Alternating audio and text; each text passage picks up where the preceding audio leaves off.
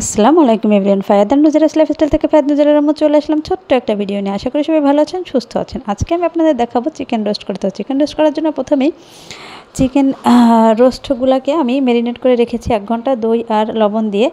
এরপরে আমি রোস্টগুলোকে তেলে ভেজে নেব। এই তো আমার রোস্ট ভাজার কাজ চলছে। তো রোস্ট যত সময় ধরে বেশি সময় ধরে ম্যারিনেট করে রাখা হচ্ছে বেশি সময় রাখলে রোস্টটা অনেক নরম হয়, খেতে অনেক মজা হয়। তার জন্য ম্যারিনেট করে রেখেছিলাম। এই যে আমি কিছু রোস্ট ভেজেছি, তার কিছু ক্লিপ দিলাম। আমার 4টা মুরগির রোস্ট, তো পুরা ভাজা এখনও কমপ্লিট হয়নি, আর একবারে আমি সব দিতে পারিনি। এই তো এখনও আমার ভাজা চলছে, আর এদিক দিয়ে আমি একটু ক্লিপ নিয়ে নিছি। এই তো এখন আমি রোস্টের মশলা দিয়ে দিব। তো রোস্টের মশলা দেওয়ার জন্য প্রথমে কড়াইতে তেলও দিতে পারেন, ঘিও দিতে পারেন। তারপরে গিয়ে আপনার রোস্টের যে মশলাগুলো থাকে, বাটা মশলা কিছু দিয়েছি, পোস্ত বাদাম, কাজু বাদাম, শাহি জিরা, তারপর গোলমরিচ, সাদা গোলমরিচটা, আর তারপর এমনি যে মশলা রসুন, আদা, জিরা, আর এই তো জিরা, আর গিয়া সামান্য পেঁয়াজ, কারণ পেঁয়াজ গিয়ে আমি উপরে পরে ঝুরি যে পেঁয়াজ দেয়, বেরেস্তা যে পেঁয়াজ দেয় সেটাও দিব।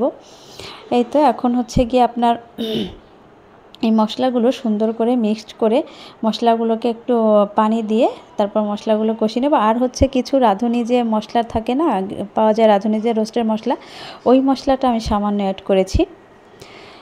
এই তো এখন সব মশলা অ্যাড করে দেন গিয়ে এই মশলা সামান্য একটু পানি দিয়ে কষিয়ে তার মধ্যে রোস্টগুলো দিয়ে দিব। তারপর রোস্টগুলো নেড়ে চেড়ে ওর মধ্যে পুরা পানি দিয়ে বেশ সময় ধরে সিদ্ধ করতে হবে। বেশি সময় ধরে রান্না না করলে, সিদ্ধ না হলে আবার রোস্ট খেতে ভালো লাগবে না। এই তো আমার মশলা অ্যাড করা প্রায় শেষ।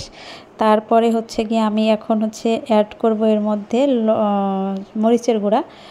তো মরিচের গুঁড়া দিয়ে দিচ্ছি।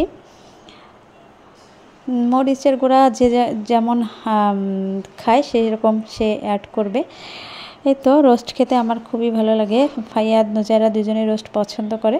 আপনারা কে কে রোস্ট পছন্দ করেন কমেন্টে অবশ্যই জানাবেন। রোস্ট পছন্দ করেন এমন কেউ মনে হয় নাই। এই তো এখন গিয়া যে রাঁধুনি মশলাটা থাকে ওটা আমি অ্যাড করেছি।